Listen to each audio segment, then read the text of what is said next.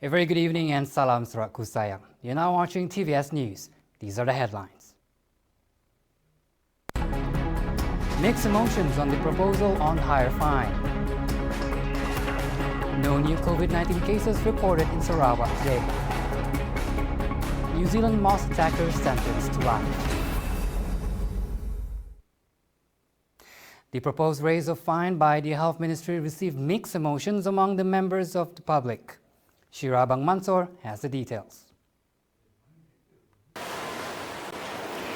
Despite compounds being issued on a daily basis by the authorities for violation of SOPs and continuous reminder by the government, will the proposed increase of fine to 10,000 ringgit bring about changes? Kami setujulah sebab terlalu tinggi nak. Jadi bagus kita sarankan rakyat supaya disiplinkanlah, supaya berdisiplinlah, kena ikut SOP lah. Sebab 10,000 ya bukannya duit yang kecil, besar ya boleh pakai beli barang lain mah, barang dapur kah, apa yang keperluan asas kah, macam yalah. Jadi kami setujulah. Bu takut tapi terlalu tinggi, macam si padan dengan just kena topeng aja apa 10,000, macam 2,000 ya masih okey. 10,000 macam si masuk akal. Jadi untuk 1,000 tu mungkin orang tak serik-serik lah kan. Dia tak mempedulikan kadang-kadang Allah apa semua. Dia macam tak indah. Tapi untuk 10,000 mungkin tinggi lah. Kita galakkan daripada 5,000 ke 6,000 lah. Bagi pendapat saya lah. Sesuai untuk rakyat Malaysia lah. Orang akan rasa takut macam ya. Contohnya mungkin kita nak di negara Australia nak sebelum tu sidaknya madah siapa yang ngikut SOP sidaknya nya pun sama 200 Australian dollar dekat ya sidaknya ni kepada 500 ataupun 1,000 Australian dollar baru sidaknya ikut SOP. Mun mau keadaan bagus kan, kalau kita perlu ada ada sedikit tidak mau jadi jahit sikit lah, macam yalah. The proposal to increase the maximum fine under Act 342 from 1,000 ringgit to 10,000 ringgit has already been submitted to the Parliament. However, it is up to the Dewan Rakyat to decide. I'm Shirabang Mansor, TVS.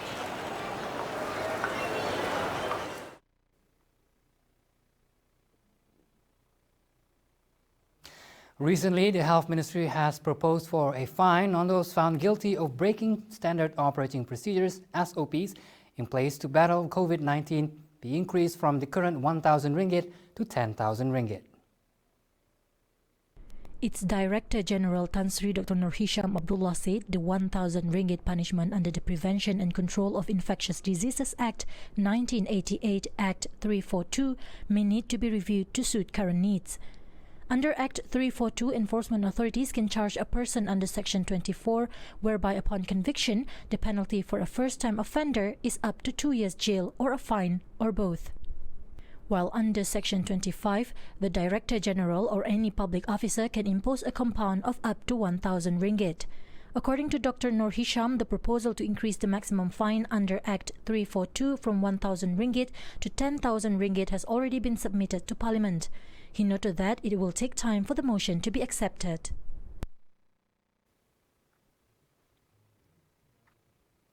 Integrity and responsibility remains the top attributes in leadership traits. Chief Minister Dato' Abang Zuari Tun Openg attributes the message to community leaders and village chiefs appointed at the grassroots level.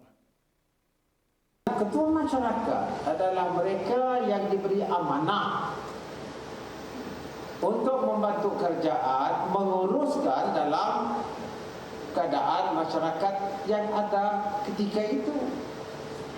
Jadi kita ada temenggung sebabnya apabila raja Brooke menjadi pemerintah, nya semua ngaco adat orang bumi putra.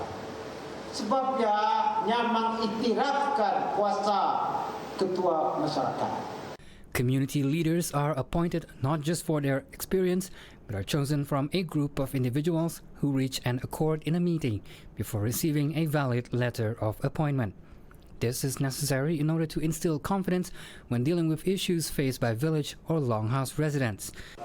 Macam kami ni penduduk kampung, kami ketua kampung ni belum ada surat lantikan, jadi banyak yang masalah buat kami. Urusan rasmi. Tapi memandangkan sekarang kami bersyukurlah, mengucap ribuan terima kasih kepada kerajaan GPS buat masa sekarang sudah melantik kami. Macam kami orang dulu, kalau kami belum dilantik, kami susah yang kami mau atur. Sebab kami diatur kami pun dia orang tidak percaya sebab kami belum dilantik. Tapi sekarang saya percaya yang kerjaan yang cukup prihatin yang membantu kami, memberi kami yang surat dilantikan. Kami pun macam saya pun saya cukup bangga sebab saya yang sudah dilantik diorang jadi ketua masyarakat yang ada sijil macam ini. Saya tidak ragu-ragu yang diatur kalau saya mengatur orang yang apa-apa kesalahan. Recently, the Sarawak government has approved 1,064 new village security and development committees (JKKK) of the Malay, Dayak, Chinese and other communities in Sarawak, with a monthly allowance of 900 ringgit. It has become a responsibility for leaders to turun padang or going to the ground to attend to the people's needs. The government stresses this in their efforts to understand and engage with the people and provide the much-needed development channel to the society. During his visit to Miri, Chief Minister Dato' Patiki Abang Johari Tun Openg said several community projects needed extra funds to ensure a long-term impact on the locals. This includes an integrated community center for Taman Jelita and Taman Tunku costing 6 million ringgit, which is expected to complete in 2021. Maka sebabnya saya fikir untuk kita bolehkan kedaya, kita masukkan high speed internet dalam kawasan itu dan seterusnya semua infrastruktur kemudahan integrated center, community center tu dapat digunakan oleh masyarakat di situ untuk setidaknya exercise dan juga aktiviti riadah yang lain selain pada exercise. Besides that, flooding issues in the area will soon be resolved with the construction of a flood barrier that will channel river overflows into Right River Tukau. Dalam masa 3-4 tahun kita mula sampai ke Tukau, jadi adik kakak kita di Tukau pun tak ada masalah juga kerana parit dah dipolah dari situ. Dan jalannya saya fahamkan lurus tu 5 km. 5 km. Bermakna kita akan merancangkan secara menyeluruh. Walaupun harganya tinggi, saya fikir insya-Allah GPS akan dapat membantu untuk However, in planning and implementing the community project, Abang Johari hopes Sarakians can dispel racist notions that can upset the racial unity.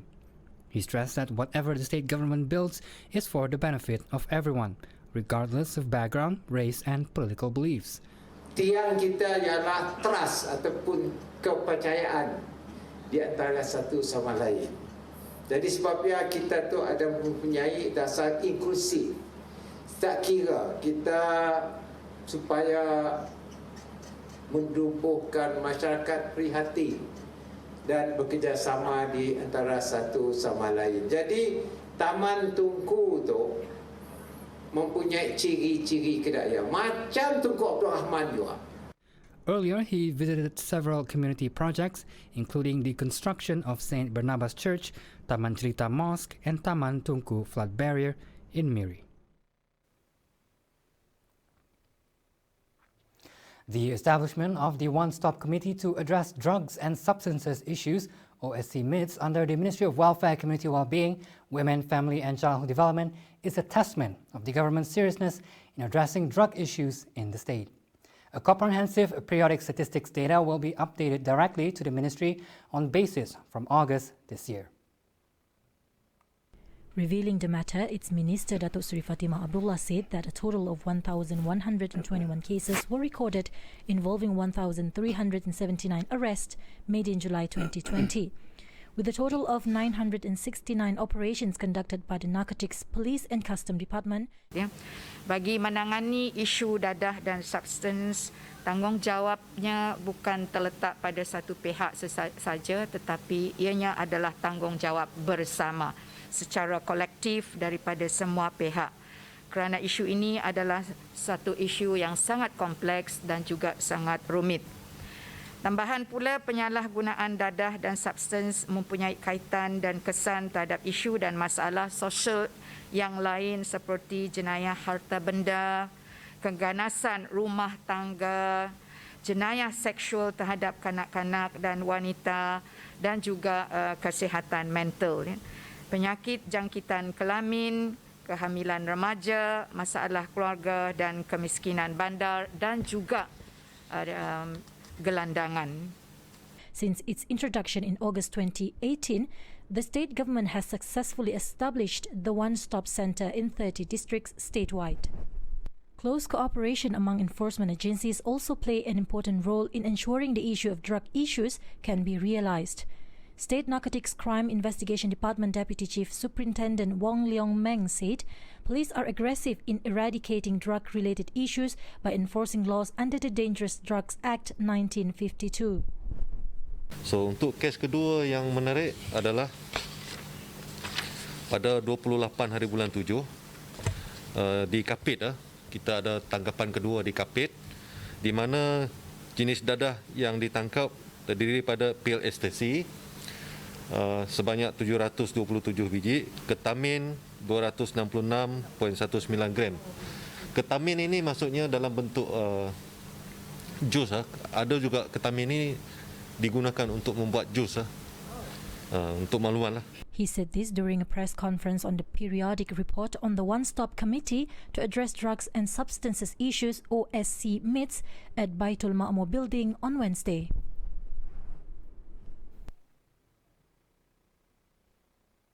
Tupong Assemblyman Fazruddin Abdul Rahman today announced an additional provision amounting to 120,000 ringgit to improve and facilitate at the Mother and Child Health Clinic in Kampong Pinang, Jawa.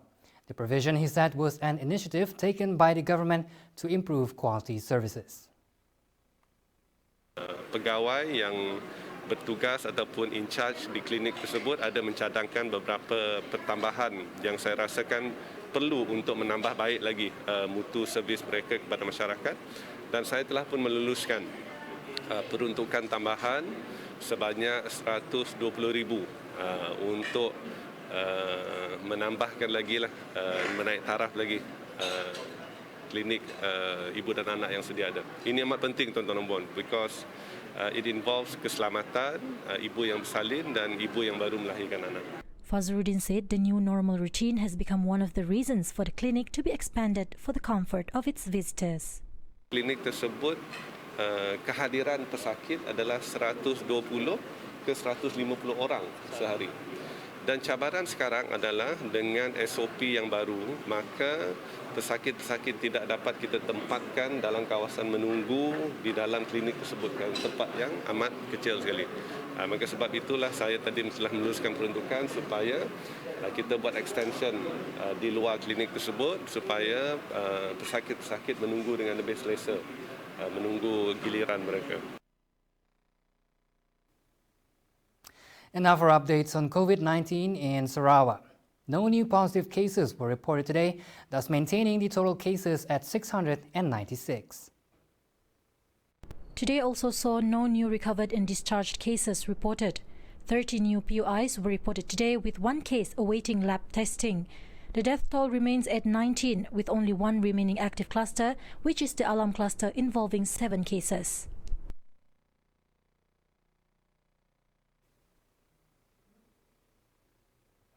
The Hong Kong government today announced it to ease its social distancing measures starting Friday, following a decrease in new COVID-19 cases, allowing restaurants to operate until 9 p.m. local time as compared to 6 p.m. previously. Cinemas, beauty salons and outdoor sports centers will also reopen.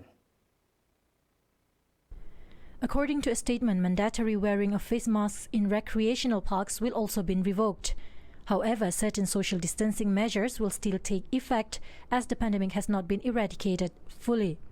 Secretary for Food and Health reminded Hong Kong residents to remain hygienic and to keep wearing face masks, especially when using public transportation.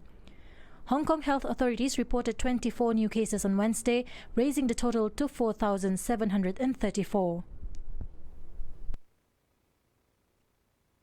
In India, however, it's a stark contrast. The total number of COVID-19 infections there have reached 3.3 million, with a death toll of over 60,000. 75,760 new cases and 1,023 deaths were recorded in the last 24 hours.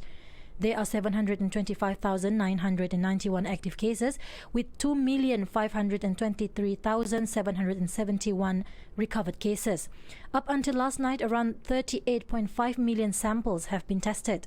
Recently, the Indian government has focused efforts to increase sample testing.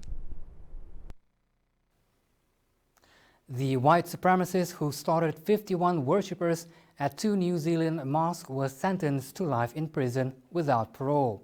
The crimes committed by the Australian Brenton Harrison Tarrant were so wicked that a lifetime in jail could not begin to atone for them.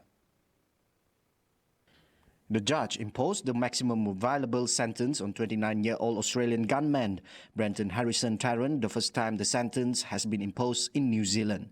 Standby counsel Philip Hall, who was acting for Tarrant, told the judge the gunman did not oppose the life sentence. The March 2019 attacks at the Al Noor and Linwood mosques shocked New Zealand, prompting new laws banning the deadliest types of semi-automatic weapons. During the 4-day hearing, 90 survivors and family members recounted the horror, attacks and the trauma they continue to feel. Well, that's all the updates for today. Thank you for watching. I'm Razi Ahmad for TVS News, anytime, anywhere.